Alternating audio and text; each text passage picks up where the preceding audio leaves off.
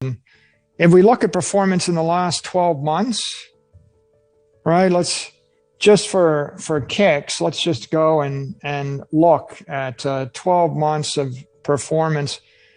So it's quite a day, right? In 12 months, Bitcoin is up 240%. Gold is down 9.82%. Over the course of 10 years, Bitcoin is up 132% compounded annual growth rate. Gold is 94 basis points. The S&P index is 13.9% over 10 years, 33% over 1 year. Summary, right, is gold is not a store of value in the last decade. It's something opposite of a store of value. Mm-hmm. If the S&P is up 33% in 12 months, then a reasonable surrogate for the collapse of purchasing power of the currency in 12 months is, the inverse of that, right? But you could say you need 33.7% more money to buy the same share of the S&P. Yep. So a store of value has to clock at 33% or better. And gold is minus 40%. And Bitcoin is plus 200%. So that's the marketplace screaming at you that no one really sees gold as a monetary asset anymore, except for the gold bugs. It was the best token that you could work to produce, that you could possibly mold into a coin, right? But then lost relevance in a globalizing society because it wasn't fast enough. Yeah. Not fast enough, not smart enough, not strong enough. Right? Yeah. Everything that lives in a Darwinian world has to be faster, smarter, stronger. Yes, adaptive. Yeah, and I think gold, it just eventually it fails because it's not strong enough, it's not fast enough, it's not smart enough.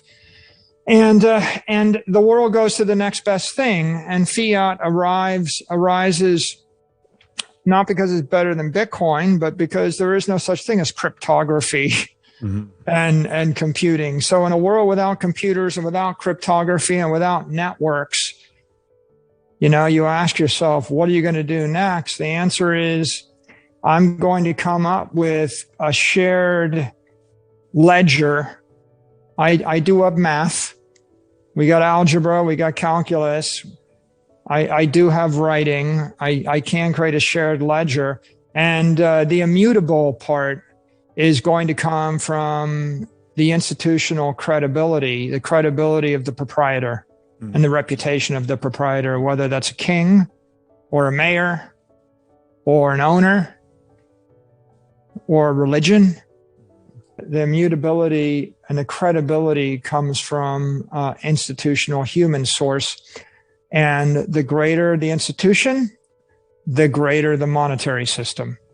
And you have the greatest monetary systems of history associated with the greatest institutions.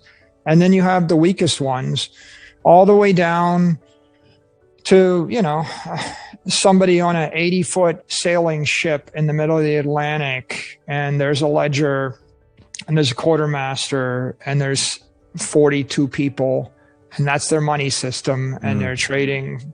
It's a money system which is good for 6 weeks or 8 weeks, but it is life or death for the 8 weeks. And that is the fiat standard, and that's backed by the force of the captain, right? Yeah. So, coming back or just finishing up on gold, why does gold fail? In theory, why does gold fail in theory? It fails because the base layer protocol is okay. It's kind of God-given by nature. It's the creation and the smelting of gold. It's okay, but it's not conservative. The application level protocol, the one layer above the base layer, the layer 2, the application protocol is difficult and dangerous. What does that mean? Like, so I give you 10 blocks of gold. That's the base layer. Okay, well, so what are all the applications of gold? How many people do you know that can actually refine or melt down molten gold and create something with it? That's the dangerous part and the difficult part. So gold applications, they're difficult and they're limited by the laws of physics. And there is no application protocol. So if I want to do anything with gold above the layer 1, it's either a very difficult, dangerous application like gold goblets or gold coins or something like that, or I have to create the equivalent of gold check, which is a manually implemented protocol. And now we've got the same problem with fiat currency. At the point you implement a gold check, you've in essence moved on to the fiat standard with a gold reserve of some sort. So gold fails primarily because there's no good application protocol. It's not conservative. It's too difficult, too slow, too dangerous. And the physicality of it invites violence. I mean, I can literally firebomb the city, kill everybody in it, and the gold won't be damaged.